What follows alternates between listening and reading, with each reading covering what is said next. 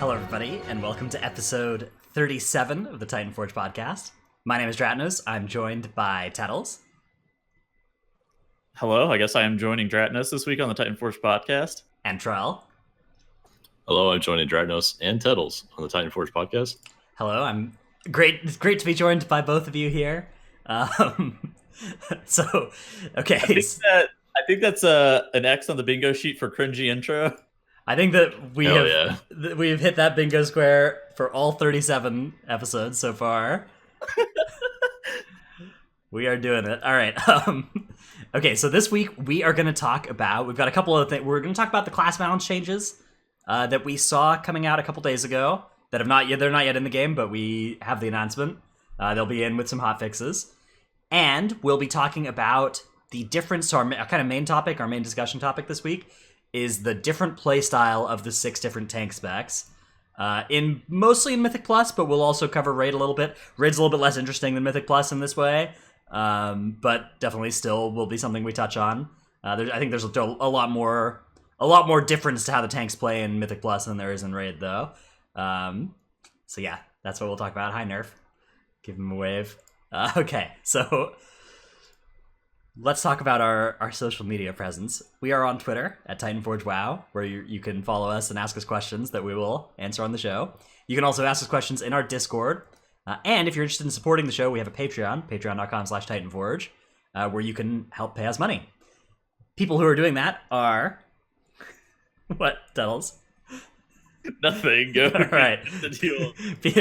People who are doing that are Ahar of US Proudmore, Paul of US Proudmore, King of Skills, VTech XD, Rock, Zuko, Ja, Uncle Please Invite, Khalifa D Pog, Drunk Swede from Legion of Lemmings Argent Dawn EU, Shirtless Tettles, Actually Tootsie, Heltari, Ishiyu, Blue of Emerald Dream, Chromed, Seraphicus, Trekkie, The Marsh Hare, Regulus, Never Nude, Grizzjam. Actually, I thought I saw a new one as well, but I didn't double check, so we may have a new one in there that we didn't chat out this week. I'll go through and update this whole list, make sure it's all correct for next show. No, Chad, we do not have an OnlyFans. Maybe sometime next year. Are you trying to get down like that? Just a future hopeful thing, Just to put it out there. If you want to be in charge, thing? I will leave that up to Trell to manage a Titanforge OnlyFans. Some content creators have had really good success with OnlyFans. I don't know why, but it's just one of those things. Yeah, Trell will be the runner of our Titanforge OnlyFans. So any questions about that, please direct to him directly. Feel free to DM him on Discord or whatever. He loves to get those. Okay, so let's start with just be pictures of Tettles, though. Yeah. You want to talk about moving on? Well, you want to talk about Trell's MDI team first? Sure. So we have an MDI team announcement. We actually have a couple of MDI team announcements coming out this week. But let's start with Trell's. Trell, why don't you tell us who you're going to play the MDI with? Well, we decided to name the team Inertia to keep it nice and neutral. We wanted to do a funny name again, like All Girls Welcome, since last time it was No Girls Allowed. But we're going to keep it kind of neutral and straightforward this time.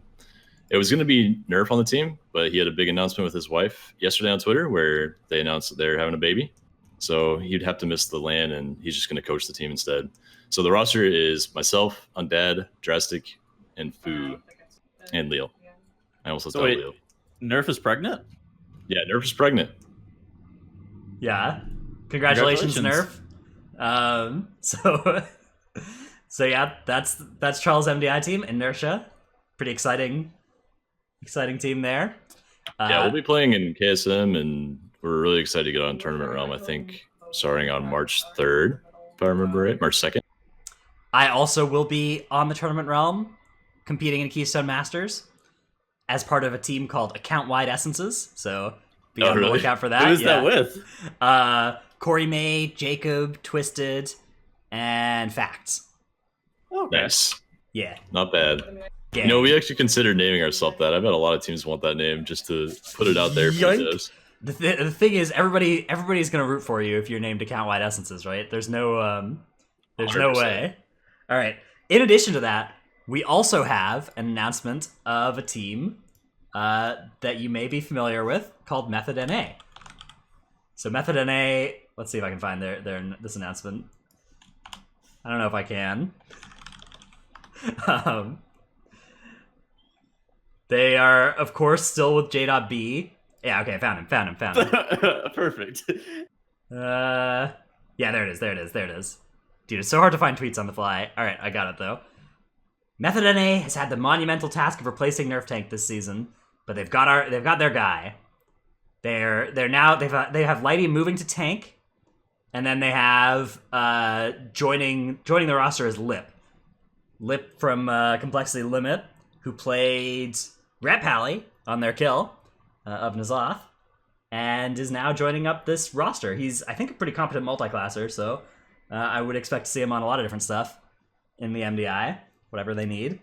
And then, yeah, Yoda. I hope he pulls out that rat at some point in the dungeons. Maybe there'll be a spot where he can find a good use for it, you know? I think I have a high suspicion that he probably will not. I don't know, you man. Never know. Maybe there's a map that they didn't practice and decide to go to the last boss or something. He plays maybe. That's true. Yeah, Method EU played like Holy Priest and Resto Shaman in the last MDI, so anything could happen. If they do a troll map again, even if they don't do a troll map, I don't think Red is that far behind, especially in like in good corruptions. I don't know. Yeah, and like regular polls, I think it's really good. Like live polls, it's really good. Yeah, I could see it. For live stuff, Red is actually incredible, but that doesn't always translate that well. I don't know. Vision is an essence that scales really well with neck levels, so that's something that's going nice for that spec compared to others. I have a high suspicion that all the trash is going to die in like 20 seconds every single pack. Yeah, I'm sure. Yeah, that's kind of a worry about this season's MDI is that player damage has scaled up immensely with corruption, but player survivability really hasn't very much. So, you know, a 17 key might be just as lethal as it used to be, but the pack is going to die in half the time, and that's definitely a worry. Even on live, like stuff on 22s is dying in like 30 seconds. Some major fortified pulls, like on 18s, I feel like it's just going to last 10 seconds sometimes. It's going to be nuts.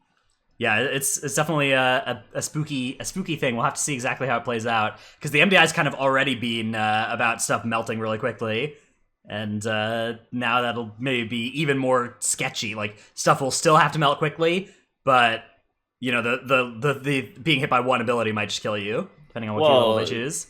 They try to use the eye test in terms of what key level is going to be not too arduous yet. Stuff won't die instantly, and that has like whenever you're reaching that point now, I don't even know where you would put that, like a 20, but at a 20 people can just die to random stuff too. And it's like well, this is rough. Like, let's say it's 18s and stuff is for sure going to die in 20 seconds. That's kind of scary because that means you can pull pretty much anything as long as Way the Crane stays up in those 15 to 20 seconds. And Unholy DKs get to kill the trash, because that means you could pull like a million mobs, and it just increases the healing done by the party and the damage done by the party the more you pull. So it's going to be really scary, I think, some of these pulls. Yeah. Yeah. It's definitely something to look out for. One thing, though, that we were also kind of looking out for, I guess I was more surprised by this than actually looking out for it, was class balance changes. I kind of thought that the ship had sailed on this. I thought there was not going to be any changes to classes before pre-patch. For Shadowlands, but Blizzard Entertainment has surprised us here, and they've come out with a set of buffs to classes in PvE. There were some PvP nerfs, but for PvE, it's all buffs. Resto Druid getting some mana cost buffs on Rejuve and Efflo, and some healing buffs to Trank, with the goal being to improve their raid healing without making them too OP in dungeons or arenas. Definitely interesting, though. I think this will certainly help them in Mythic Plus as well. Where they were already quite good. No, that's definitely. I think that's like trying to keep them at the current rate that they already were in Mythic Plus. Yeah, but Efflo going down that much mana cost and Rejuve going down. I mean, that's going to help. Like helps their mana for sure. Jam is running out of mana in a couple spots this week, and honestly, the more buffs so that I can live Shadow of Zul, the better on live, because that thing does way too much damage on 22 fort, and any buff to my healer I will take. That would be great. Marksmanship Hunter, Windwalker Monk, Frost Mage, Demonology Warlock all also received a 5% damage buff. and Enhancement Shaman got a 3% damage buff, which Enhancement Shaman actually there already is one of them at the top of the Raider IO scoreboards right now. So that person must be very happy to see a buff coming to their class. Yeah, dude. Yeah. He completed a 24 junkyard or some shit. Okay, to be fair, 24 junkyard is based solely on the fact that zap damage scales with key level, so just those zap bots solo the whole dungeon for you. Yeah, that's true. Yeah. But still, it's cool to see the enhanced shaman on the world first leaderboard. Yeah, definitely awesome to see that up there. Slapping the meters. Windwalker is another spec where this is a spec that was already not bad in Mythic Plus. Definitely needed this buff for raid. I don't. They do negative damage in raid right now. Yeah, that's definitely the problem for the spec is that all their damage like cleaves pretty effectively, but it's not doing very much damage to that primary target. Then Marksmanship and Frost Mage are two very and Demonology actually are all just outshone by other specs on those classes. I think they will continue to be as well in both Raid and Mythic Plus. I think you're still not going to see people in very high level groups choosing those specs, but the people who do like those specs are now going to be less bad off for having chosen them, and that's a good thing. I'm kind of surprised that Sin Rogue didn't catch a buff somehow, if Enhancement did. Yeah, I think rogue buffs are not sub or outlaw, but I'm surprised that Assassination didn't catch a buff because that's like Sin's already being played though, right? Like it wasn't Sin played on World First and Azoth? Yeah, I mean, are you buffing purely based off player participation? I think they're buffing purely on single target, right? Well, they're buffing based off raid damage. Right, yeah. So let's talk about what we think they're basing the class balance off of. So this is Warcraft logs, damage all bosses mythic over the last 2 weeks since the Echoing Void nerf. And if you look at the specs that they buffed, we've got Marksmanship here, the bottom spec, Windwalker third from the bottom, Frostmage fourth from the bottom, and then Demonology actually in the middle of the pack, as is Enhancement. All still well below the top level here. And of course, there's just this Fire Mage abomination sitting at the top of this graph. How did they not? How did they Fire not catch a nerf? Like, I don't understand how they didn't get their damage nerfed by 5%. Yeah, I think the thing about nerfs in the middle of most guilds' progression is that's a lot more impactful and that's a lot more damaging to a guild than a buff can ever be, right? Okay. How did they not catch a 5% nerf before the patch? Yeah, that's a huge question mark to me as well. I was expecting a Fire Mage nerf, I would have bet money on it. Like heroically, right? Yeah. It's so bananas, and it's like it's good on single target, and then just ads get involved, and it's insane. For free. I mean, well, yeah. Part of the problem too with Fire Mage is like a 5% damage nerf wouldn't even solve the issues of what they're facing. Part of the problem is that Ignite is just massively overloaded right now, and they have so many resources to be able to buff up that Ignite, whether it's Mastery % Corruption, Memory of Lucid Dreams, just so much random stuff to be able to buff up that Ignite. And everything in Raid is already cleave based. Yeah. Like the best damage profile for Raid is something that is efficient cleave. So that's where your Fire Mage and your Havoc Demon Hunters are excelling. So I'm kind of surprised that neither of those got a nerf, but yeah, before the tier. Right. Again, we're not really expecting nerfs to come in the middle of progression, at least unless something is really OP. I think they try and stay away from that for the most part. But yeah, this is an interesting thing to balance class changes on. I think it does make sense to buff up specs like Marksmanship and Windwalker for Raid. I do worry about some of the lesser off ones.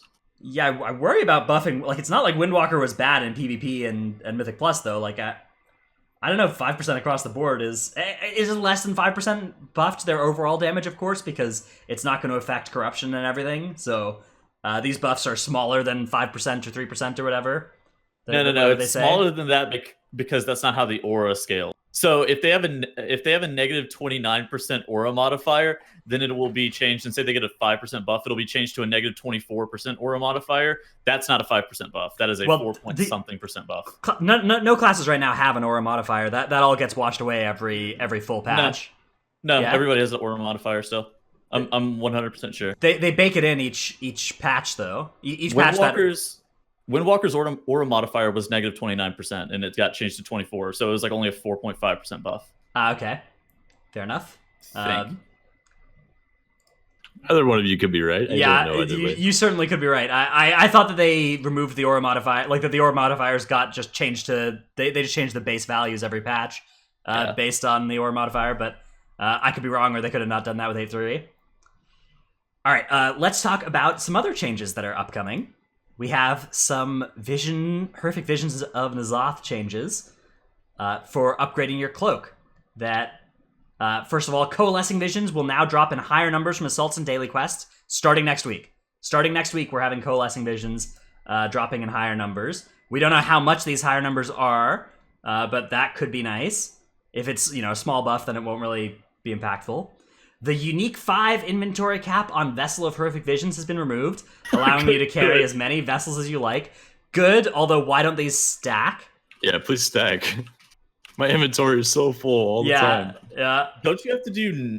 You have to do 9 visions like the last week for your biggest cape upgrade. Right. Like, I don't know what their expectation was for you to be able to get 9 like in your bags and shit. Well, you don't get 9 in your bags. Yeah. You can have, like, you know what I'm saying? Like, you could only have 5 at once. Like, how the hell are you supposed to have 9? Well, you could have 5 vessels, 2.5 vessels in currency, and you could carry 1 chest of each type as well. So you could pretty easily still do that on the first day, but you would have had to have started saving up really this week. Dude said a chest of each type. And then up to 4 torn pages of Fear and Flesh quest items can now drop in Horrific Visions. Was a maximum of 2. So that's really nice. This won't matter for people that already are up to date on your cloak, because this quest item is no longer the one that matters starting on rank 12, which is what we'll get next week. Next week it's a new book that you get from Lost Areas. But for people that are behind a little bit, this is a good change. And if you or your alts are behind right now, you should probably not do any Horrific Visions until this change gets implemented. Because this will mean that you can save some vessels. You can do it in half as many vessels once this change comes in. Quick question. Stuff for my alts. You only need 1 Horrific Vision next week, correct? Yes, next week you need to do 1 Horrific Vision and complete a Lost Area, not a Corrupted Area, That's a Lost Area only. And that will upgrade that'll get you your rank 12. Wait, so we had to do 4 this week, and we have to do 1 next week? 5 next. We have to do 5 the week after, I believe. It's 1, 3, 6, 9 are the next 3. Okay. Sure. Yeah. Interesting. Yeah. So that's the ramp up that we're looking at over the next couple weeks. So what that means is save your vessels. Start it like so you're going to want a lot of vessels for that the week where you need 6 and the week where you need 9. In order to come out of the week where you need 6 with any vessels saved for that week when you need 9, you need to have come into that week with some saved as well. Now, there are incentives to do your Horrific Visions like more than 1 per week, right? For more gear, especially if you're doing 5 mass clears, you can maybe do a couple of runs in a week. But yeah, it's a good idea. Again, you can save more than 5. First of all, you can save more than 5 because the unique 5 requirement's going away, but even then, you can also save currency or caches to save up to like 9 in your bags, even in the game right now.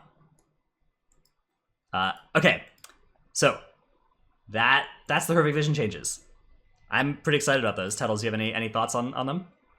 I think being able to run more Horrific Visions is definitely better. I think Horrific Visions are seen as a very good thing in the game, and a lot of players are having significant amounts of fun, especially since people are able to do these 5 mass clears now. Pretty good change overall. Pretty happy with that. We're also going to see a pretty big damage gain next week too, right? Because of the cape. Yeah, so next you should focus on getting that as your first priority next week, because that cape upgrade is going to come with a huge damage proc. It's like 3,500 primary stat with 40% uptime. So it's basically like font of power, just random fonts of power. That is, it's like a 5% damage increase for a lot of specs. So Travis, what if 30% of your class's damage are procs that aren't related to intellect at all? Good point. Good point. Yeah. Then it's still very good. Is the thing. Oh, perfect. Yeah. Even for specs like Fire Mage that really don't like intellect all that much, this is a pretty big gain. Is there how many specs out there even like main stat as their best stat right now? I feel like none of my specs like main stat at all, and that's like one of the devs' biggest things is they wanted eye level to matter, and I don't think a single spec I play really wants agility or strength as their main stat. Like you just want crit or burn. The answer is 0. None of them have main stat as their top. Some of the agility wearers have main stat pretty high, like Rogue and Demon Hunter, I think, enjoy main stat. Rogue but is even medium. then, they're not even, none of them eat feasts. Like, that's the Windwalker. point. Yeah. There are so few classes that eat feasts. I think it's like, I think it may be Elemental Shaman and like that's it. People talk about Windwalker scaling badly, or well, I say that Windwalker scales badly. Part of the way you can tell Windwalker scales badly is that agility is a good stat for them. If primary stat's good for you, that means that your class's scaling sucks. Like That's true. That's you're just getting every other class that is scaling off secondary stats is going to own you in terms of late patch scaling, if that's true. So yeah, let's move on to our tip of the week segment. My tip of the week this week is that there are some food items you might want for your Horrific Visions. So Kbab, that's K''BAB, is a sanity restore food that you have to eat for 10 seconds to restore your sanity, and it restores 100 sanity. This is going to get more and more efficient as our cloak gets better, because 100 sanity is going to represent more and more time. So that's really a nice thing to have access to, especially if you're eating it while RP is happening, or when you're in the like areas that are not you're not draining huge amounts of sanity. So you can eat them like in Stormwind, you can eat it right before going into either of the lost areas, and that's a pretty efficient time to eat that. In Orgrimmar, you can eat it like when mini bosses are doing their RP or whatever. You do have to be a little bit careful if you're playing the mask that spawns enemies below 50% health. Those can spawn and come in, or below 50% sanity. Those can spawn and come get you in combat, so do have to be careful of that. The other two food items I like using are Ghastly Goulash, which is 2% health restored per second.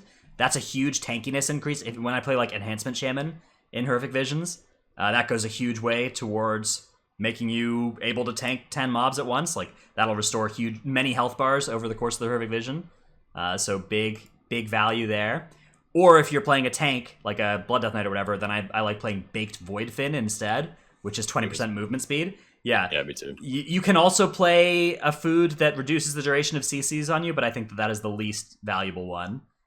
So for those who are not intelligent, where do you obtain these things? Because I actually just don't know where the those auction come. house. The auction house is the best place. Yeah, they are new cooking recipes that you get this like cookbook from in the same way that you get the Void Focus recipes. Okay. And they're cooked with questionable meat, which is the new meat that you're finding on stuff. But you would advise me to just buy them from the auction house? That's what I do. Hell yeah. Okay. Yeah. You can make Great. I that didn't want to really. I was worrying about having to actually cook these items myself. In my life, I've never cooked an actual item. I always just use the auction house. If people, the only time I've ever cooked something is if somebody's like trying to be clever and pricing things at like 900 gold on the auction house and trying to scam me, and then I'll learn how to cook that's it. More true to your real life as well? I was gonna say that. Very much so. Yes. Yeah. The auction house is just the Uber Eats of WoW. Yeah. Actually, that's with the auction house mount as well. It's as convenient too. That's like just opening up your phone and ordering some food. Trell, what's your tip of the week? All right, my tip is the big slimes in Junkyard. There's 3 of them to spawn Gunker, the boss in the south area. Those slime puddles they do, it's called Consuming Slime. You can spell reflect it by walking into it, and then once you spell reflect it, if you stay within the poison puddle, it won't ever tick on you again, and it hits the mob for like 1.5 million to 2 million, depending on key. So just another really broken spell reflect for warrior going into this patch. And also, you could do that as a class with a disease dispel, like if you're a Windwalker. You can walk into the puddle, instantly dispel yourself, and just stay in the puddle and not have to worry about it ever again. Like you can just chill there and hit the mob. Yeah, it's a weird ability for sure. That's what I do as well, though. You just run in and you can AMS the first, like, basically when you have handled it one time, it will not keep trying to reapply to you, which is really great. Credit to Nerf for telling me that one. Shout out Nerf. That's yeah. True. That's a really it'll like solo those things though. You can just not really focus on damaging them at all, and they will just die to reflect. So Trell and I were in the same run in the junkyard whenever Nerf told Trell this, and as soon as it happened, the boss got this big ass absorb on him, like the biggest absorb I've ever seen, and then he started melting, and I'm just like, this is the most overpowered ass spell reflect I've ever seen. It is more insane than the Cyclone Strike getting spell reflected and the Witches from Heartsbane Triad. It's more insane than both of them. I don't get it. I think Cyclone Strike still beats it out a little bit. Like, that takes the boss's health off by 30%, but still, it's pretty damn big. Okay, imagine if you didn't have shock bots then. Yeah, well, okay. if you don't have 5 shock bots, then that spell reflect probably kills that mob in 2 spell reflects. It may be equally as good as the Guardian Elemental one. Yeah, it's very, very, very OP. And if you're playing with that weak aura that adds spell reflect to details, then your warrior will be top damage on those pulls and maybe the dungeon. Yeah, yeah. Nerf and I both did 90k overall damage and a couple junkyard runs this week as Pro Warrior, and our DPS friends are sitting at like 100 to 120k overall. It was pretty close because of those two things, Zap and spell reflect. Yeah. Nerf was preparing to flame me if I didn't beat you, Trell, but luckily enough, I came through and won somehow. Yeah, you got me by a little bit. All right, Tettles, you have a clip of the week for us this week. This is, yes, I do. This is a weak aura that you've made. All right, here it is. I didn't make it. Okay, so let it be known that I didn't make this. I found the template for this online, and then I repurposed it. All right, here it is. Hello, everybody. My name is Dratnos, and today I'm making a tier list. Hello, everybody. That's a little. I weak aura love you those made. weak auras. The one of THD on preheats. Yeah, Tweet was really good too. That shit's so funny. You should pull up the Wago that I have right there. So here's it's this thing from Beyond that is a template that has like Ian Hazacostas on these things from Beyond, and you can like that one has a huge amount of different Ian faces that it chooses between, but you can always go into like you can always mess with this weak aura and change the icons yourself. In our Titanforge podcast Discord, all of the source materials are there if you want to make Tettles, if you want to make the same one Tettles did with my face and stuff. Yeah. But feel free to be creative, you know? You can come up with all kinds of good ones. As to how that actually ends up working out is you need to make sure that it's like a 32 by 32 or a 64 by 64 icon. And then you need to make a folder that's named icons, and then you have to like relink your directory. And then if you want something that has sound, you need to make like a sounds directory in your interface folder and add a .mp3 file. I think the file extension for these is .tga. I think that's the only file type that's supported by WoW. Currently there's no like PNG or JPEG support for some reason. I don't understand. But you can use .mp3 for sound support. It took me a while to be able to figure out how it all ended up working, but then eventually I got it. Basically, this is one of those weak auras that's going to take you 30 minutes to figure out how to set up, but it may be worth it for you. Okay, so that's the tips of the week and clip of the week. Let's move on to our main topic, which is a discussion of tank playstyles. Again, with a Mythic Plus focus, but we'll talk a little bit about Raid. So there are kind of, before we start talking about specific classes, there are kind of a few things that are true of every tank, and then a few areas where they differentiate themselves, right?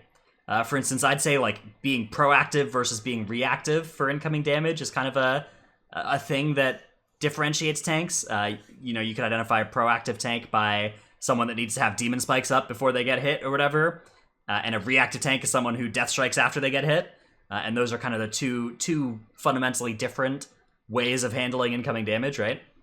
I think each tank is somewhere on that spectrum. Like, Prot Warrior is probably the most proactive tank, where you have hardly anything you can do to heal yourself after the damage, but you have tons of mitigation before the damage. Whereas Demon Hunter is somewhere in the middle, where they have demon spikes, but they also have a lot of self-healing after the damage. And then you got Blood Decay on the other end, where it's only reactive healing and like hardly any initial mitigation. Yeah, so that's kind of an axis that if you kind of the point of this show is if you're somebody who's trying to figure out which tank you might want to play, we're gonna try and help give you some tools to think about how the different tanks work and which playstyle sounds better to you. For instance, another thing is that some classes their mitigation's just always up, and some classes it's only up some of the time. And a huge part of the gameplay for those classes is figuring out where you want your mitigation up and what to do when it is inevitably down. So specs like Brewmaster, right, just always have Ironskin Brew up, and they're just always kind of fairly tanky. But they do still need to kite sometimes even with Ironskin Brew up. Whereas specs like Vengeance Demon Hunter, they basically never have to kite when their Demon Spikes are up. But if their Demon Spikes are down, they are very, very squishy. And so... Well, I don't even know. Outside of meta, Vengeance. right? Yeah. Oh, okay. If they don't have Demon Spikes or meta up, then they're squishy. Yeah. It's a pretty wide range of how vulnerable they are. They're like super tanky in meta, pretty tanky with Demon Spikes, dead without either. They're just on the ground if nothing's up and something's correct. Okay, so let's talk about Warrior as our first one. We'll go through these in kind of an arbitrary order, I guess. Warrior though is kind of that is the class that you're gonna see the most in the MDI. It's the class you'll see most from like live key pushing. If you're tuned into streams like that, it's Trell. You're playing that this season. Although maybe DPS Warrior some as well when you can find somebody else to tank. Yeah. What poor fool are you conning into tanking? Cry. Yeah. That poor fool. Yeah, Cry's been a good sport. I got pretty frustrated last week. Wanted DPS for a while. Let's talk about the Warrior kind of play style. If this is something that might be interesting to you. So I guess one thing about the kind of core of the rotation is generating and spending rage, right? Yeah, you pretty much use Shield Slam and Thunderclap to generate, which is kind of weird for a spec because both of those abilities are also your highest damage abilities as Prot Warrior. It's usually not like that. Usually your spenders do a lot more damage and also give you mitigation, but this is kind of backwards for some things intuitively. So you spam Shield Slam on single target as much as you can and Thunderclap on AoE as much as you can. In Avatar, you want to Thunderclap every other global anyway, but the goal is to fill up your rage and keep it going so that you get your cooldowns back as fast as possible with the talent anger management, which is a key to Prot Warrior. Yeah, so your goal with anger management is to that reduces all of your like big cooldowns CD, even demoralizing shout, so you can have really short effective cooldowns on stuff like Last Stand. And in your Last Stand, you talent bolster, right, so that you're blocking 100% of attacks while you're last standing, and so you can use that to bridge the gaps in your shield block uptime. Yeah. And because there's shield block up time, aren't a lot of Prot Warriors playing Memory of Lucid Dreams now? Yeah. Lately as well, just because play the major, yeah, they get so much rage from anger management that they're able to mitigate those lapses in downtime and just no longer have them, right? Yeah. Yeah, there's a lot of options. Like the goal is to keep as much shield block or just block uptime as much as possible, with Last Stand being fill in the gaps like we said. And some things allow you to do that better. Like Lucid Dreams Major gives you a shitload more rage while you have it active, and you can get your cooldowns back probably like 30% faster because of that. And I've tried it out and I think it's really good. However, you can use a couple other things to fill those gaps too, like your healer's external while your shield block's down for 3 seconds. The N'Zoth trinket is really strong for shield block downtime. Especially in Raid. Like in Raid, that thing is bananas, the N'Zoth trinket. It's yeah. Like if you get a weak aura that just tracks how much actual size of that absorb is on you in Ny'alotha, it's like 0.5 mil or something on a 1 minute cooldown. Outside of Ny'alotha, it's only like 250k, but still, it's very, very, very, very, very strong. So, would recommend that. Yeah. In reality, I think Prot Warrior with good gameplay has only 3 to 4 second downtime periods of time without shield block, and so you only get 3 or 4 of those, and then you'll have Last Stand up again. And so those little windows are what you need to worry about as Prot Warrior. So what I'd recommend is just having something to fill there. And a lot of people, instead of taking Lucid Dreams now, are running Azeroth's Undying Gift. because of the new scaling this season, everything hits you so hard, and just having that extra 40% DR for little moments like that is really nice, and sometimes required. People are playing Azeroth's Undying Gift Major. Yeah, they are, and high keys at least. That seems that's weird because we didn't see anybody play that last season, right? Yeah, the scaling didn't really require it. Like if you dropped shield block for a few seconds, you'd live almost any situation without having to get out of melee completely. And you could also kite as well. But this season, with how hard boss abilities hit, like Shadow Azul, the bleed from Razan and Ataldazar, the bursting stacks from the Sards, like having that 40% DR on a 4-second duration is pretty strong. Okay, that makes sense. Yeah, a good point is that that's also effective against the Spirit Breaker, right? You can use it against 2 total Spirit Breakers while you're fighting that thing. Yeah, that too. How is Prot Warrior versus Spirit Breaker? It's not bad at all now. Like after the 2 nerfs to Spirit Breaker, I'm really not worried about it. I can eat one unmitigated at full health on a 23 and survive, which is crazy because on PTR, that would have killed me on a 17. It's been nerfed quite a bit. Yeah, so I guess kind of one of the things about the playstyle for Warrior is that it's really all about like managing your shield block and knowing when it's up. And there's kind of a weird thing where you don't press it while you're last standing. Like that's a really, really bad thing to do is to press shield block while you're last standing. So for some players, I think I think some players wouldn't really enjoy that play style. So make sure that's something that you are interested in doing if you're thinking of rolling up a Warrior. Well, that's only if you have bolster talent, which you almost always do in Mythic Plus. Yes, you should definitely have bolster talented. Yeah. Okay. One of the big things though that is good about this class is that it does a huge amount of damage, right? Like just thunderclaps and everything, massive damage. If you want to really piss off your DPS friends, go Prot Warrior and go do a Temple of Sithralis. They will get very upset and try to prevent your spell reflex. Yeah, they can't win. They can't win. Well, that's only if they have that add-on that shows damage. Okay, so honestly, I'm uninstalling the details spell reflect damage just to make myself feel better. Thanks. Okay. There you go. Yeah. So yeah, Prot Warrior, very good tank against Skittish. So there are kind of 3 challenging tank affixes that you've identified in this list here, Trell. Skittish, Bursting, and Necrotic. Which of those are easy and which are hard for Prot Warriors? Prot Warrior's Skittish is basically non-existent.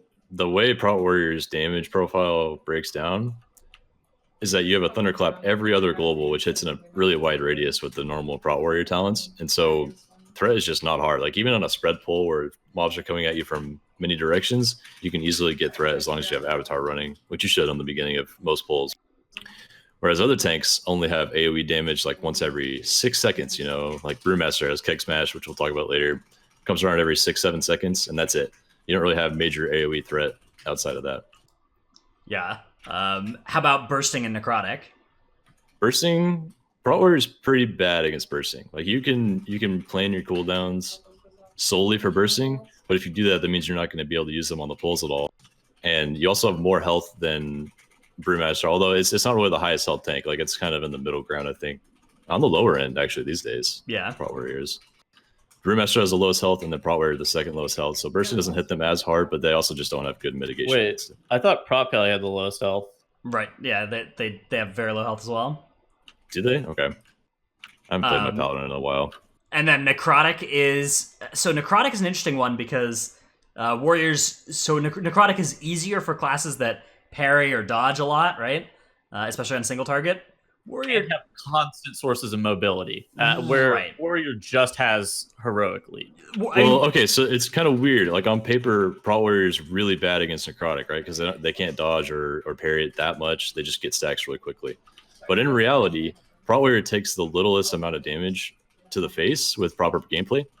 And so you can actually just go to like 50 Necrotic stacks in most pulls. If there's no magic damage, I got to clarify that. And you'd just be okay because you won't actually lose health. You'll just sit there at full health. Even though you can't take healing, you're fine. Whereas Brewmaster in a lot of those pulls, you have to kite at like 20 stacks because your health is just getting destroyed by the damage from the dungeon. Yeah. On single target Necrotic, I'd say Warrior's one of the, like that's on boss fights, Necrotic Tyrannical type situations, that can be a scary time to be a Prot Warrior. Yeah, that's true. Whereas some classes have a pretty easy time on single target. AoE necrotic, though, yeah, I'd say warrior very good, especially because like one shockwave and heroic leap away, and you can usually reset, and you don't need to do that more than once per pull usually. Absolutely, but yeah, you're right. On bosses, you'd have to have some melee DPS or a healer or ranged with the taunt like Boomkin could take the boss off you for a second if you have one parry, and then necrotic stacks at like 3 seconds left, and then they taunt it, and then you taunt back when the boss almost reaches them, something like. Do you think necrotic should be set up like this, where it needs group coordination to be able to help reset? I don't think so. It requires a ton of like 1 second communication to do that on a boss like Full Call, and I don't think that's okay for pugs. How can you expect the whole group to really figure that out on a high key without communication? I don't know. Yeah, I'm kind of fine with the like play of necrotic in a high key. I'm kind of I think it's kind of cool, but I do think it is a little bit silly to ask that of like everybody. Yeah, no, I definitely do agree with that. And I don't like the disparity in which classes can handle it well and which can't. That actually reminds me, I was in a pug a couple weeks ago as a DPS, and I taunted off the tank as my warrior. I leapt away and taunted when he had like 4 seconds left on his necrotic on a boss, and he's like about to die. And the moment I taunted, he taunted back because he just didn't know I was actually going to save him, and he probably hadn't had anyone do that for him before. And I was like, no, and then he just died right after the. I was trying to save you, man. A lot of tanks do that, right? Like if they ever don't have threat, they just taunt, right? And right, it's in the nature. Like you have to get threat. That's your job. It's not always. I love it whenever my tanks just taunt instantly off my trees, and I'm just like, yeah, sure, do whatever you want, man. So warrior we expect to be the top like pushing and MDI tank this season. It's already the one that's at the top of all the Raider.io leaderboards. But one thing that we don't see it in very much at all is raid. And part of that is just that magic damage, right, is something that Prot Warrior handles so poorly compared to every other, most of the other tank specs, right? Yeah. Yeah, especially this raid tier, there's just so much magic damage on every boss. And raid is so much different from Mythic Plus. Like you have 4 or 5 healers usually. They're all kind of passively healing you. And whichever tank reduces the encounter's damage the most is usually ideal. Sometimes the utility from the tanks is nice, like Blood Decay grips are really cool on certain fights, every expansion. But in general, it's just whichever tank takes the least damage and does the most damage is the best. So, well, they don't even do the most damage in raid, right? Right. They That's actually another do less reason why damage. they're not good. They're actually doing less damage than Blood Death Knight and Vengeance Demon Hunter. And then, of course, everybody's running a Brewmaster monk because you need the fucking 5% physical buff. Lol. Yeah. So, Prot Warrior is very good when it can spell reflect, right? Anything that is spell reflectable, Prot Warrior owns that. So there are some, like, Carapace and Azoth, for instance, you can spell reflect Mandible Slam every other one. That's really big for Prot Warriors, but outside of fights like that, where the magic damage is kind of consistent and on you at all times, they're just sitting there with no big defense against it, and that works poorly. Not true at all. Someone says, is that about the Mandible Slam? It's really like. Well, yeah, you can reflect every second or every third. You can on heroic. Okay, so if you're talking about the heroic timings, it's different on Mythic. It casts less often on Mythic, so it's. I think you can reflect every other on Mythic because you can AMS every like 4th on Mythic, gotcha, where yeah. you can only AMS like every 7th on heroic. But yeah, okay. This is actually a discussion about damage from tanks. So okay. Are you sure? I think our 70 corruption blood decay does way more damage than Prot Warrior. But yeah. maybe that's incorrect. Well, let's somebody in chat. So somebody in chat is saying that Prot Warrior is #1 damage in raid according to Warcraft logs.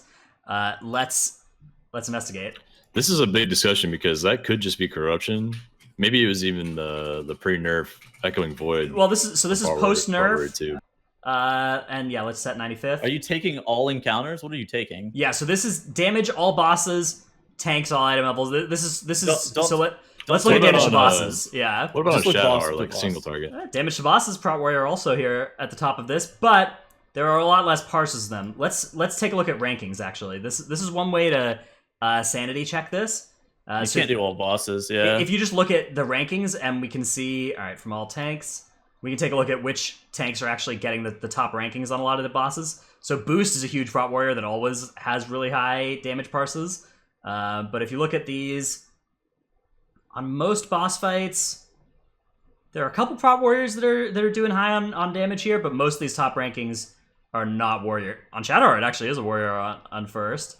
We're seeing a lot 60K. of other stuff. Yeah, of course, as we get lower than like Il'gynoth, then that's where there stop being warriors who've done these later bosses. But yeah, it's still, there are a couple warriors that are pretty high on this, but there are a lot fewer warriors than there are of other ones. So the people who are playing warriors are like, there's always this thing with logs where when you open up a statistics thing like this, and then you just sort by parses, and you see, all right, one of these classes actually is being represented 5 times less than the top most represented one.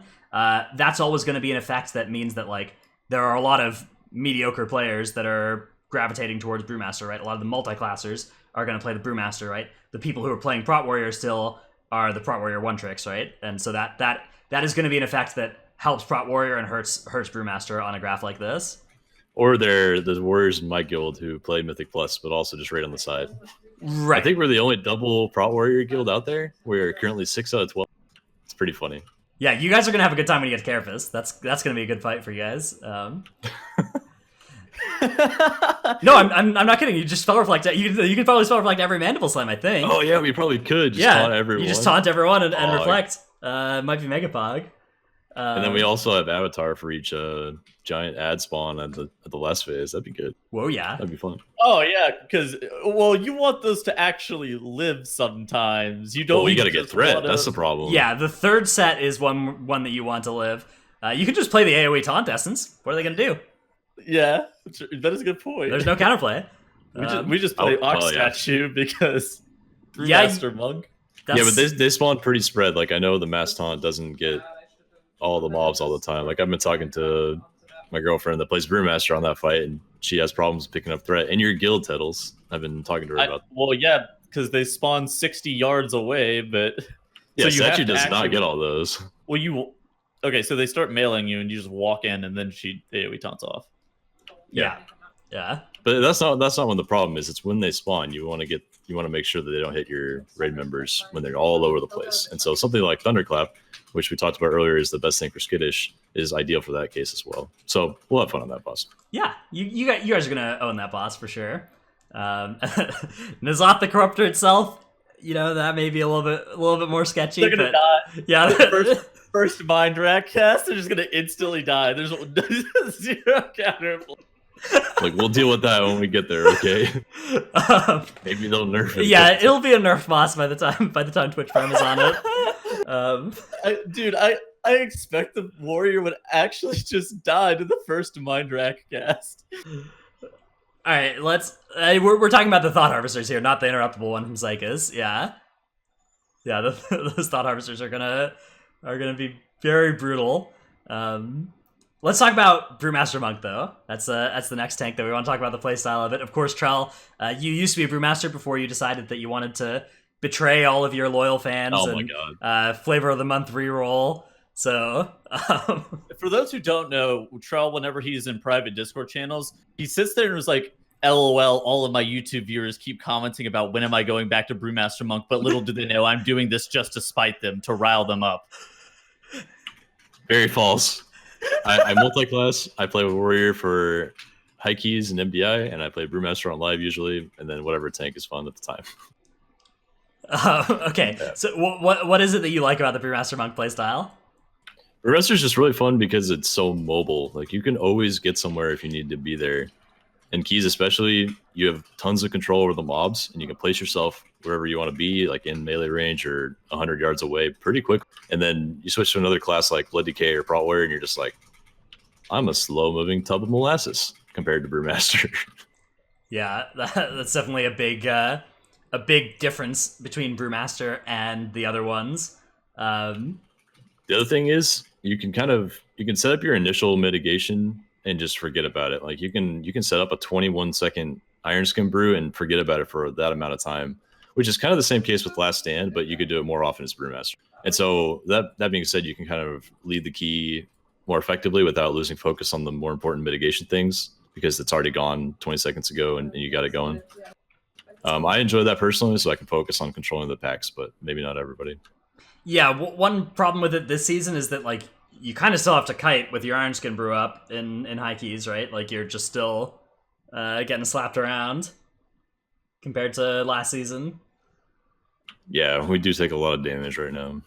Yeah, Brewmaster Monk, of course, got a set of nerfs, and those have hurt quite a lot. But it still works, right? You can still key on this thing; it's still fine. Well, okay, so why is it seen so much in raid? Is it just because of the physical damage debuff then? Yeah. So well, it's good for N'Zoth, right? It's good for the debuff, and those are basically the biggest things because you base it on the last boss of the raid tier, and then you go from there. Yeah, to gear on each raid boss. I've switched over to Brewmaster for N'Zoth. I played Blood Death Knight for most of the other bosses, and it's very good on that fight. But on most fights, you really just need the one Brewmaster for the damage taken buff, the physical buff.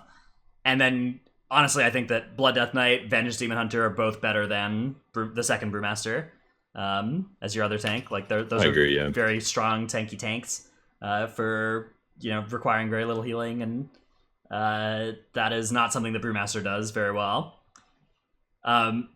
Okay, let's talk about the tank affixes here: Skittish, Bursting, and Necrotic.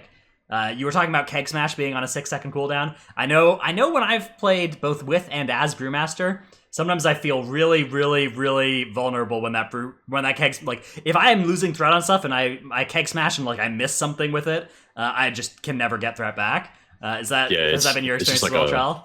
It's a never-ending cycle. If you miss one mob with that first Keg Smash, even on non-skittish, you can really have to battle for threat for like 30 seconds on the pack, because then you have to shift your attention to that one mob, and then you might lose threat on another mob because of that, and you have to do something inefficient.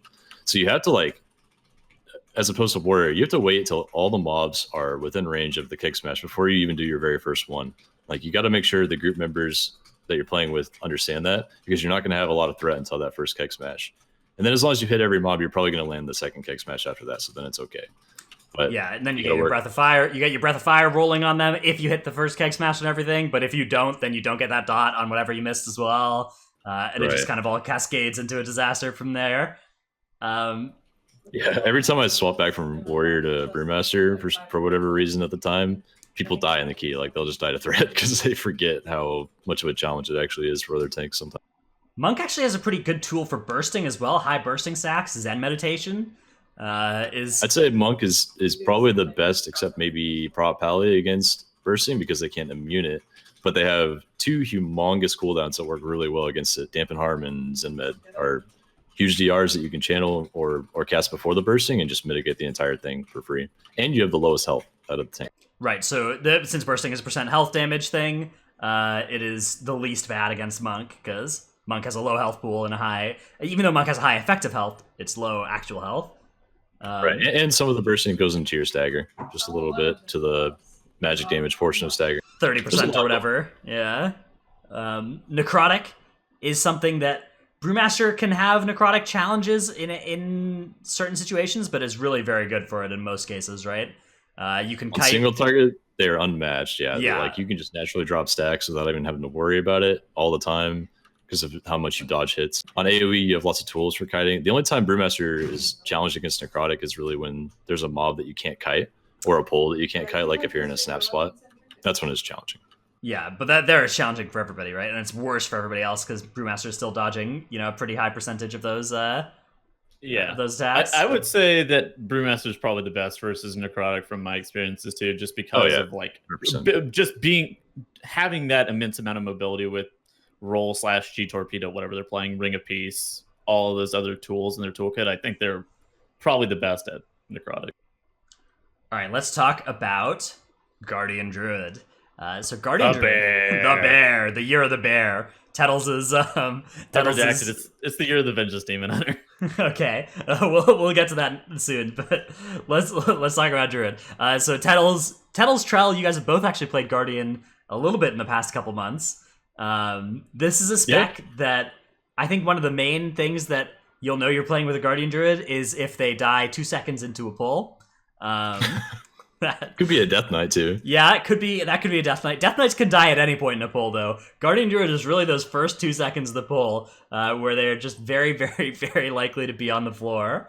Trell, why is the start of a pull such a rough time for Guardian Druid?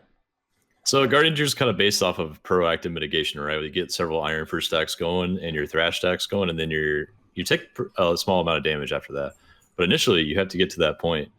And so, let's say you go into a pool and you don't have 3 stacks of Thrash on, you're not getting that 6% damage reduction from the mobs. You also don't have more than 1 stack of Iron Fur, most likely, unless you went into the pack with full Rage.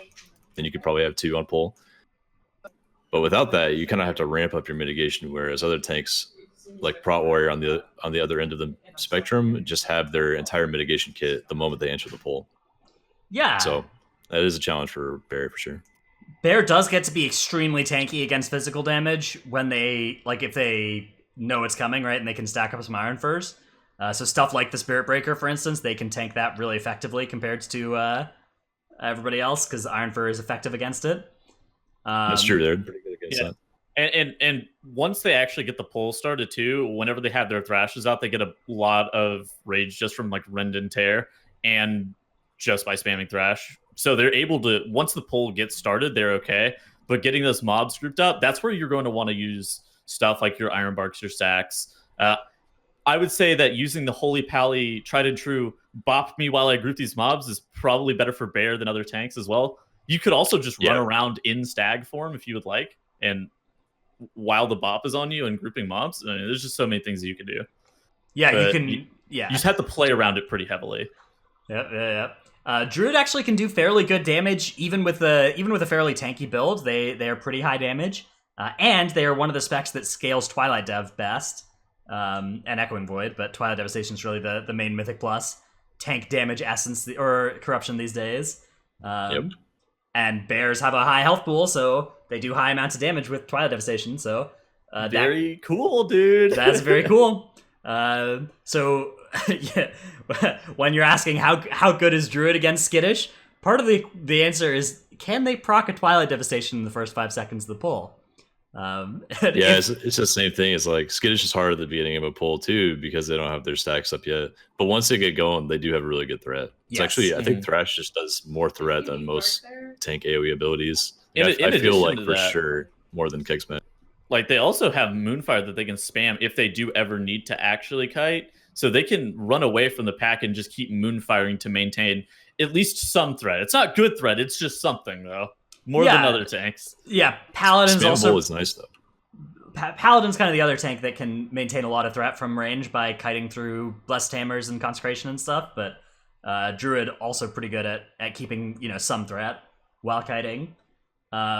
Bursting is another one where Druids are pretty bad against bursting while they have to keep tanking, but once the actual all the enemies are dead, they can swap out of bear form, right? And they heal themselves. Yes. Yeah. So bursting feels really good on Druid if you can end the pack and it has like 10 stacks. You just go human form and you Swiftman yourself for like your entire health bar, and then you can also regrowth yourself after that. You have a ton of self healing as Druid. It's actually really fun if you get when you have the tank. When you kill 9 swords and there's still a Sky Screamer hitting you, then you're like, oh god, I'm dead. I'm dead. Yeah, that's not an ideal situation. Mm-hmm. Like even if you jump out of the snap spot, the Sky Screamer will port to you and then kill you anyway. It's you need to like stun it and then go human form and heal.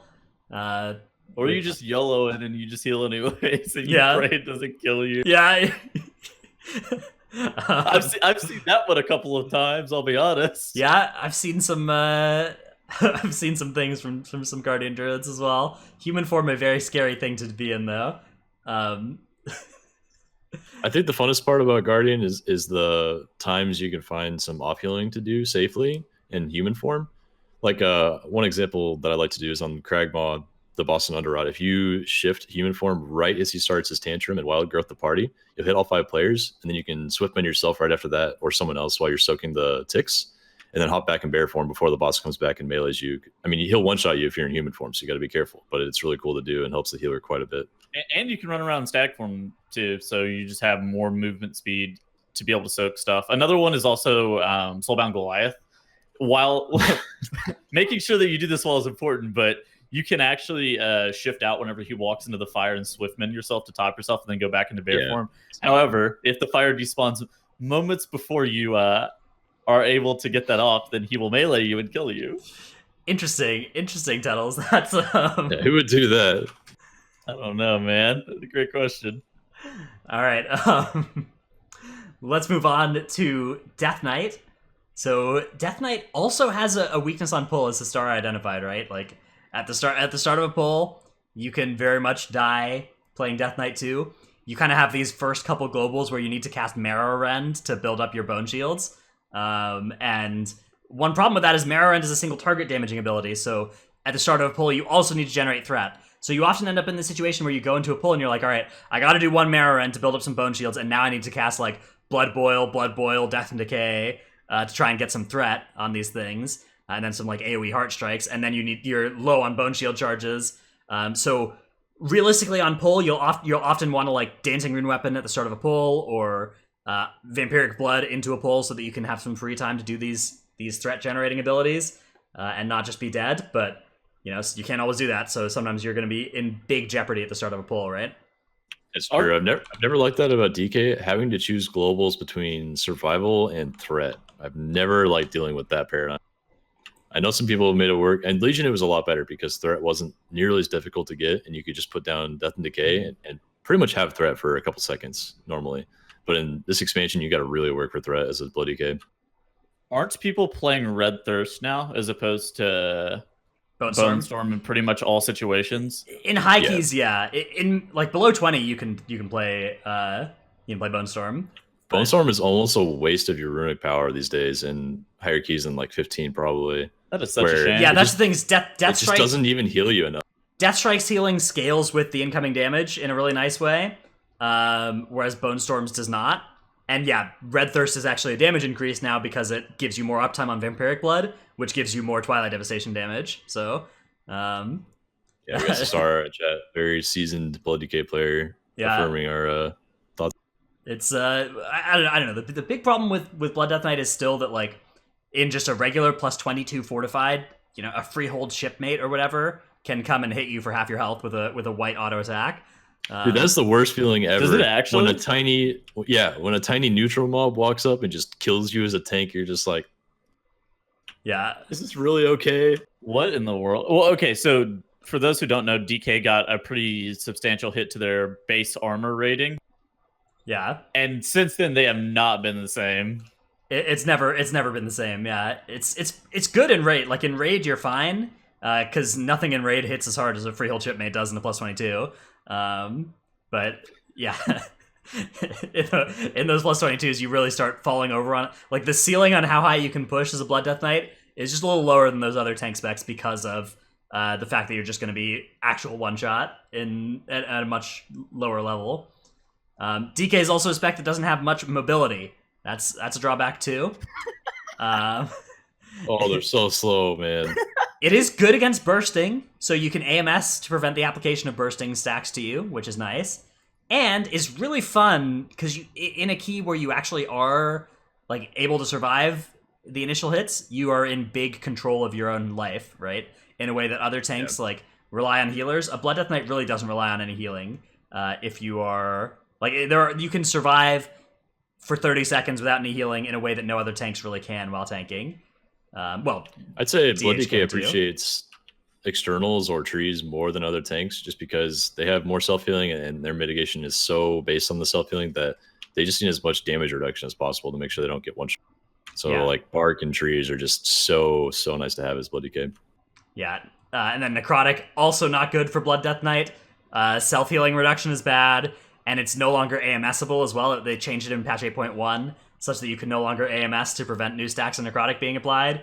It's a full 180 from Legion, where Blood DK was by far the best tank for Necrotic, where they had Dancing Rune Weapon, which would pretty much parry every single melee coming at you for the duration, which is an insane. Yeah, because you had two rune weapons, not one back then. Right. Yeah. And then after that wore off, you could also AMS to just completely negate any necrotic stacks. Leech worked through Necrotic, which you got off your consumption. They just had it all, man. Yeah. Man, those are the good old days. Leech off consumption was so fucking stupid. Yeah. So why are we seeing more Blood Death Knights in Raiden then now? So it's great at handling magic damage. There are a couple things you can AMS for value, and just your very low healing required because of the nature of Death Strikes against raid damage profiles. Now that the spec is scaled up to a point where raid bosses aren't really one-shotting it at all. Raid boss one-shotting it previously? It was a lot more tenuous previously. It wasn't like impossible, but you were a lot more paper than like relative to Brewmaster. You were paper in previous raids, and now you're not. You're fine. So is it because Brewmaster got nerfed and people aren't running double brew, or is it because Blood Death Knight is actually just good now? Both. There's a little bit of both. Yeah, like I think Blood is better than Blood was in previous tiers, and it's also better relative to Brewmaster than it was in previous tiers. Right. And also the fact that Blood DK can handle corruption, the more corruption on themselves, more so than other tanks, I think, on progression, is a really good bonus for them. Like, I think now probably ran 60 to 70 corruption on Nazoth, is what I remember hearing. Yeah. And he did it pretty safely, and he did a lot of damage because of that with the Echoing Void piece. I think he was under that Cascading Disaster, I think, but maybe not. He may have been playing Cascading Disaster. I don't know. Blood is very good at handling corruption effects because, especially in raid, you have Death and Decay slow, AMS. You know, those are very powerful tools for preventing the worst things from beyond that are about to connect with you. And the ones that are not in dangerous times don't cause you to require any extra healing, basically, because of death strikes. Okay. Right. So if it's not going to cause you to actually die, it's not going to cause you to require any extra healing. In most cases, so that's a difference from like Brewmaster or whatever. All right, let's talk about Vengeance Demon Hunters. So Vengeance Demon Hunters have that thing we were talking about earlier. They're very tanky in meta. They're very tanky in Demon Spikes, and they are very untanky without it. Unlike Guardian Druid and Blood Death Knight, they can just press Demon Spikes at the start of a pull very easily, so they can be tanky on pull, which is nice. Yeah, for those that haven't played it in a while, Demon Spikes is now a free cost ability, but it just has low uptime. So you got to plan it out very carefully, but you don't have to save resource for it. You just use your resource solely on Soul Cleave or Spirit Bomb. Now you can play Demon Hunter such that you have very, very high uptime on Demon Spikes or meta. Like you can play a build that you can play Gluttony, you can even play Feed the Demon if you want. You can play stuff like Ineffable Truth, Corruptions, those sorts of effects. If you really, yeah, you can. Look, are people playing that? No, but you can. Somebody in chat earlier was saying, maybe at some point. I had 92% uptime on Demon Spikes or whatever, and it's like, yeah, okay, you can move the slider on how tanky your Vengeance Demon Hunter is as far as you want, but there's a drawback, right? You're sacrificing damage at every point along the way. So in a Mythic Plus setting, usually you do want to be playing that Gluttony, and you want to play like Vision of Perfection often too. And that'll give you very high uptime on meta and or Demon Spikes. But you don't usually need to go that much more tanky than that. That's usually sufficiently tanky. And you get, huge Twilight Devastation damage too, which is nice. Speaking of their strengths, you want to pull up that log in chat and all show right, them sure. what they're So yeah, this capable is the one tank Shadhar Demon that Hunter. Guy only pressed sheer. Yeah, and okay. Demon Spikes. So let's take a look at this cast log from the tank. Don't look at the cast log. No, it's an abomination. Wait, why? Oh, this is targets. Hang on. Cast by source. Why isn't this working? Always find that the reason why they could do so much healing is because their healing does scale with damage taken, kind of like Blood Decay did last expansion, but not as much anymore. So when they take large amounts of magic damage and physical damage, but mostly the magic damage is their strong point, they can just heal for a metric buttload. And you'll see them on fights like Shadow of Zul and Shadhar, where they just do so much HPS and actually require not very much healing because of that. All right, I found it. Here is the cast timeline here. So it starts with a taunt, Throglaive, Sigil of Flame, Sheer, Immolation Aura, Sheer. Forgot his Demon Spikes. Sheer. There are a few Demon Spikes in here. Yeah, there's Demon Spikes being cast as well. Fiery Brand coming out too. And then it's some more Shears along the way. A lot of Shears happening here. Mostly You're Sheer. telling me in this build they don't even press Soul Cleave. Yeah, Sheer is being cast again. Yes. This is Feed the Demon. One Soul Cleave. Oh, there's a Soul Cleave here at. Oh my god. At 4 minutes and 39 seconds, they cast Soul Cleave. That was a misclick. Well, that was to kill the boss. The boss was dead at that point, so they were just getting it over the finish line there, right at the end. But yeah, there's one Soul Cleave in this log. I guess that's because of the Soulmonger traits. They get more value out of Soulmonger, I think, if only one soul is consumed at a time. I don't know the exact reason why only Shear is pressed, but it does make it so you do a huge amount of healing. Yeah, so this is this is a very, very tanky build, of course. Haste intensive as well for extra Demon Spikes uptime. 100k or 180k HPS. Yeah, let's look at that healing breakdown. Again, yeah, so it's all just the fact that soul fragments heal you for 8% of the damage taken in the last 5 seconds. So it scales really nicely with huge incoming damage, of which this person took a lot of incoming damage. They took 70 million damage over the course of this 4 minutes and 42 seconds. So they took 250k damage every single second, which is... They were healing most of it. Yes, yeah. So if we look at the actual external healing required per second, it's not that absurd for a tank here. They only required 76k externally from other sources, so... Yeah, it's really not that bad. That's passive, basically. Very cool spec. Of course, that's not something that is a little bit of a weird case, but in like a Mythic Plus setting, this can also be a very tanky tank, right? This patch in particular, absolutely, yeah. It's so tanky if you're playing that. If you're playing Gluttony Vision, like it's hard to die. And Demon Hunters get a cheat death too. They can talent into a cheat death that's actually not costly, right? Like you give up Soul Barrier, which is not. Obviously, you'd like to have that talent, but it's not the end of the world to lose it. I think if you don't need Spell Reflect for the dungeon, I think Vengeance Demon Hunter is probably the best tank for Mythic Plus pushing right now. For survival, I think I would agree. It's really niche, though, because a lot of times you want the Prot Warrior for lots of other things. And so I think Prot still takes number one, but Vengeance is a close second. Yeah, and Vengeance scales up better. Like with 50 extra Corruption resist, Vengeance gets more damage from that 50 Corruption than anybody else, or than Prot Warrior does, right? Correct. Right. But they do have issues with Thread, which is... Yes. So, it's not the end of the world for them to build Threat, but they do sometimes have some trouble with it. They go like Sigil of Flame into Leap In, into like, Fracture Soul Cleave or whatever, and build a little bit of Threat that way. But if they don't proc Twilight Devastation and stuff, then it can be pretty hard to hold Threat. Yeah. It's weird to me that their wall is a single target wall that they place on a target. Like I don't understand why their wall is the way. That is a very odd thing to have as a tank, like a single target wall. You have to choose the mob that deals 40% less damage to you in any given pull. I think you use it on average like once a pull in high keys. On bosses, you probably get it 2 or 3 times depending on the fight length. But on AoE packs, you probably want to find whichever mob does the most damage to you and brand that guy as soon as you. Oh yeah. I remember the good old days in Legion where it would spread. Your firebranded spread as a nice thing. Oh yeah. All right, let's talk. Legion. Legion was great for Vengeance. The not only did you heal a lot in Legion still, but you also had legendaries that would increase your Demon Spikes uptime, and you had more ways to increase your damage from what was it called? Where you stood in magic damage and you got the. Do you guys remember that? What was yeah. I can't remember the name of it, but if you took magic damage, it would increase your main stat, and you could deal more healing and empowered wards. Thank you. That was good. They also had the cheat death that would go away if you killed yourself. So you would proc your cheat. Okay, so you would use all of your sigils.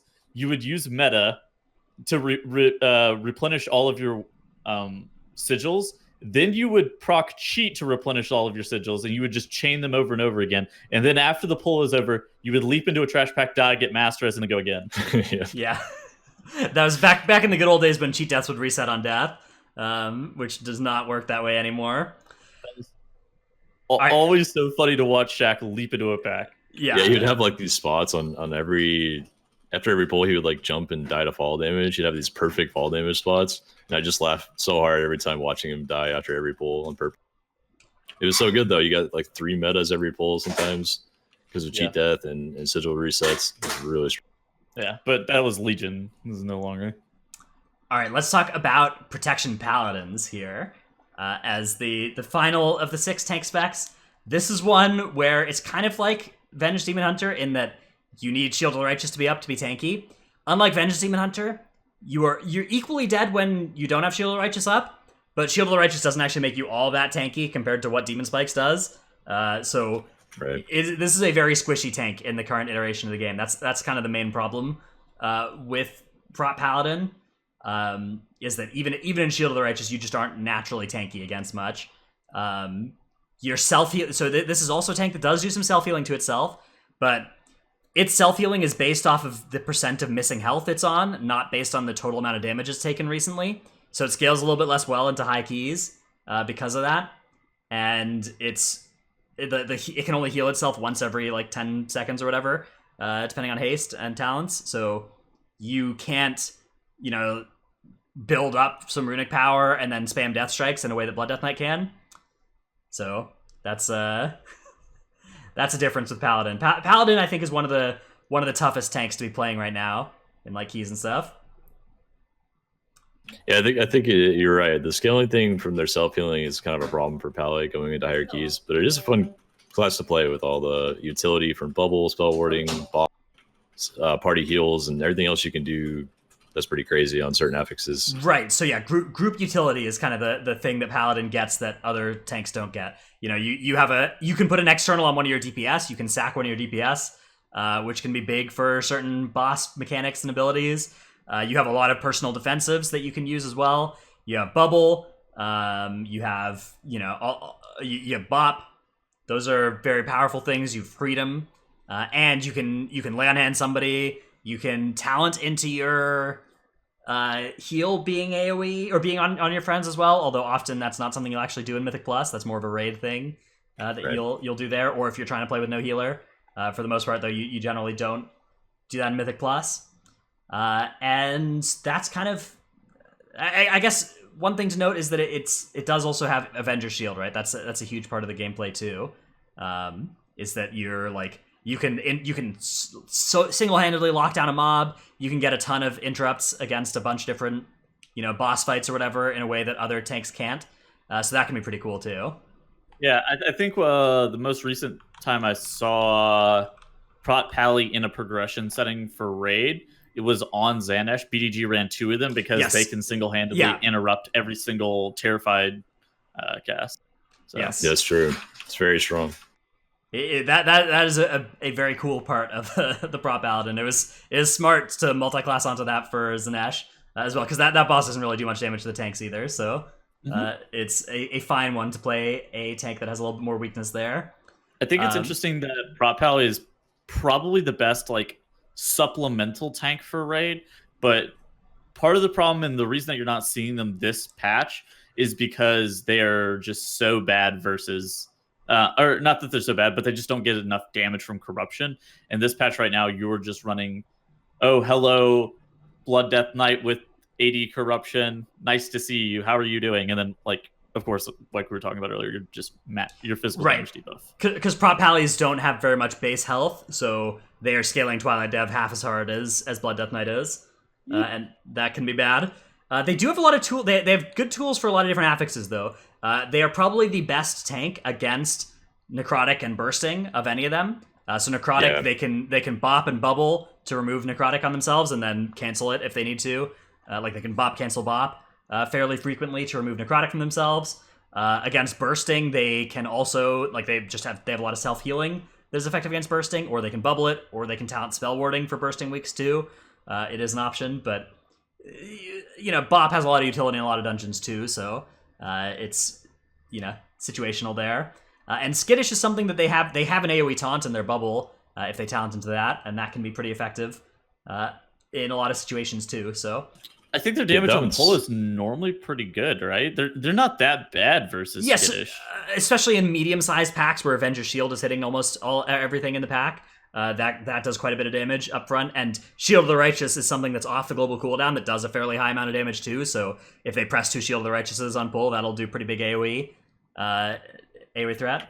I think the only time they have a problem with threat is when the pull is very spread coming in. Like picture on the spread pull scenarios that I talk about, I always think of the pull right before Priestess and Ataldazar, where mobs are just coming in from a wide range in front of you, and you have to get thrown on all of them at the same time.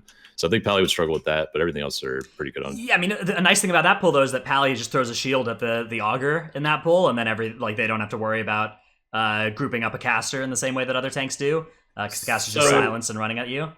What tanks are good at gaining threat on all of that? Like that number of mobs that are that spread. Is there any tank that is Warrior. really good at it? Death Knight. Are they really good at it though? Death grip, mass grip. Yeah, Warrior's great at that. You clap one time and you're gonna hit all the mobs probably, and if you didn't hit a mob, you have another clap 2 seconds later. Okay. And most tanks can't say that.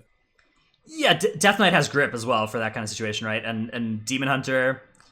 So when they're that spread apart, it's bad for Demon Hunter, but that can definitely be a problem for a lot of tanks. Yeah, that particular pull when you're trying to get those 2 priestesses from the side. But what you can usually do is pull those priestesses in late, right? Like that's the thing about that pull is that the priestesses die naturally. Yeah, there's always options, right? But it's just like having a strength like that in general is something you got to understand for tanks. That's where the thing about warriors. this Yeah, tank's gonna get AoE threat. This tank might. warrior's just so free to hit everything with like their thunderclap is just going to rip threat off of everybody in a way that like Throwglaive, Judgment or whatever. Well, Judgment's pretty good, but Throwglaive, Death's Caress or whatever, you use your heroic throw. Any of those kind of any of those sorts of abilities are not going to hold threat against people who are actually generating threat.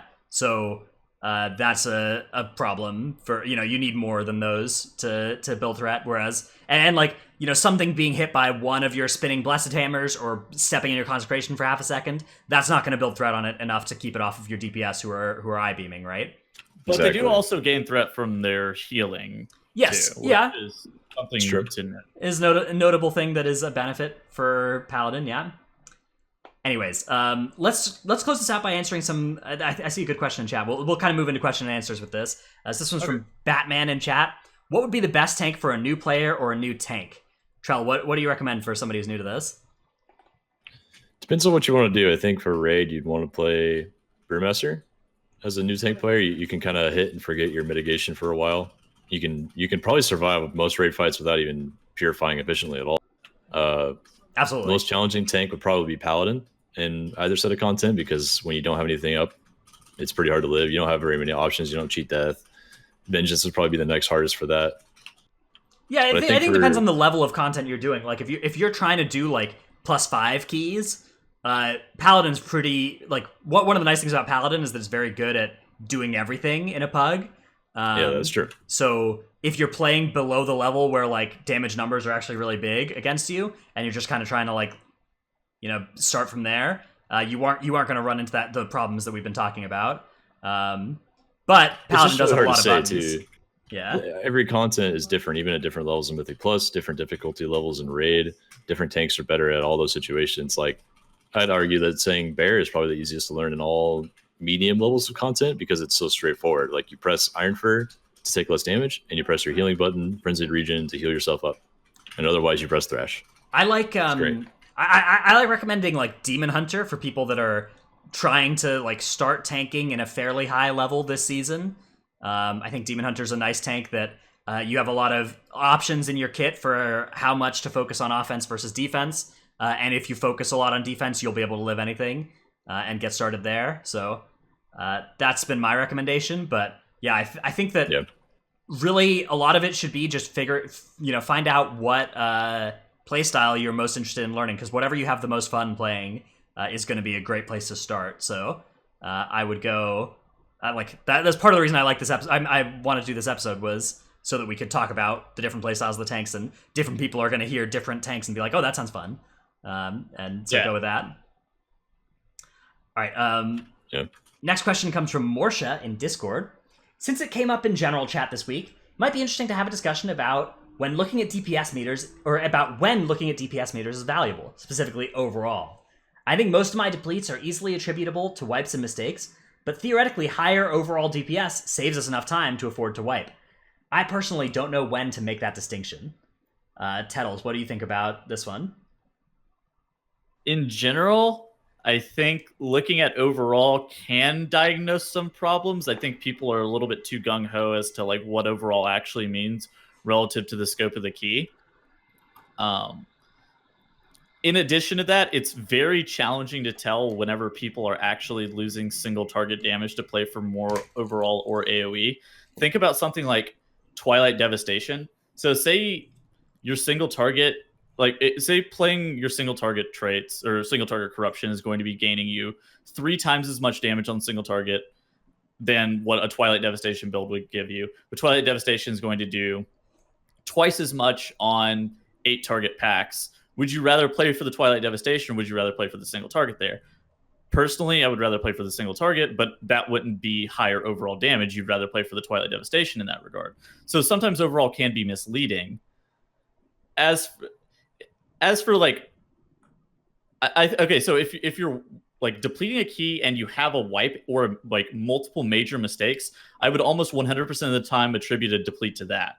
Not we need more overall DPS to be able to make sure that we can afford a wipe, because very infrequently. Okay, so I normally want to play the dungeon out near perfectly first, and then look at where we can gain damage secondary. I think that is the best way to approach it. And then the damage will come as players get more comfortable, as you pull bigger. Because overall DPS is just like a facet of how you're pulling as a group. Right. How your tank is actually pulling, how comfortable your group is, how people are holding their cooldowns. And sometimes I was actually playing Spark of Inspiration Major this past week, which is not good for my individual damage. I don't think it's that great. In retrospect, I don't think it's that great, but that's just like a point of like, okay, so one person's individual damage is going to look like shit. The other 2 to 3, or the other 3 players are going to look okay, but one player is going to look really bad. It was not very good, but that's just like how it can be misleading in some ways.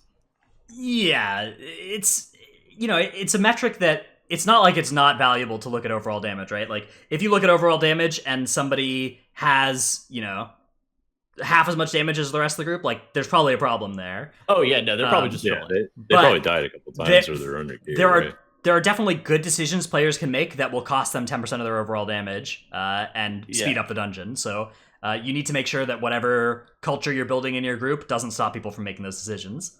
And like somebody said, familiarity is the biggest damage increase. I would 100% agree with that. It's like just running through the polls multiple times and making sure that you understand how to be using your cooldowns, when to be using your cooldowns, how big the tank is going to be pulling, when you should actually start DPSing a pack, or how the pack is going to be spread later on. That's always going to be somewhat important, because there are things that are not really within your control. Like if you pull threat on one mob or like multiple mobs too early, and then the pack gets spread for the duration of the pull, it's going to be very challenging for your group to be able to do good damage to that pack, because your tank is actively trying to get threat back, and your DPS are probably panicking, trying to run around, like whatever. All right, our next question comes from Tango6996, who says, quick question, can we pre-take bots in Junkyard before activating the key? Trell, I think the answer to this one is no, right? The answer to that one's actually no. Even the Trell You're fine. You're fine. No, you cannot get bots before the key. However, you should probably get the bots as soon as you start the key, at least the shock bots. Those are so important for damage right now. MDT actually has all the shock bots labeled. You can actually just walk around in the Mythic Zero and look at where they are as well. I would have signed all 5 shock bots immediately off the opener. There are some that are very easy to get. There are some that you probably need a rogue or a stealth class to be able to grab. But getting 5 shock bots immediately before you do anything in Junkyard is definitely profitable. All right, and our final question here, healer question. This one's from Dragon. Healer question: should I be tracking my tank's class buffs? Trell, what do you want your healers to track of your tank kit? Healers should first and foremost track your active mitigation. It's not so important for a class like Brewmaster, where you pretty much are always going to have Iron Skin up if you're playing well.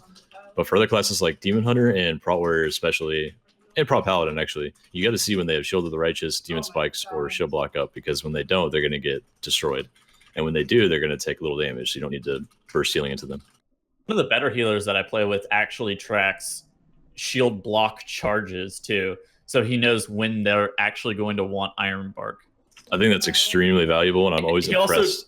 He also tracks Demo Shout on targets, which is maybe the most insignificant thing for most people, and it may be the biggest DR? Rarity I've ever seen. Yeah, it's a 20% DR on all targets, but like that, I've never seen anybody else track Demo Shout on targets except for.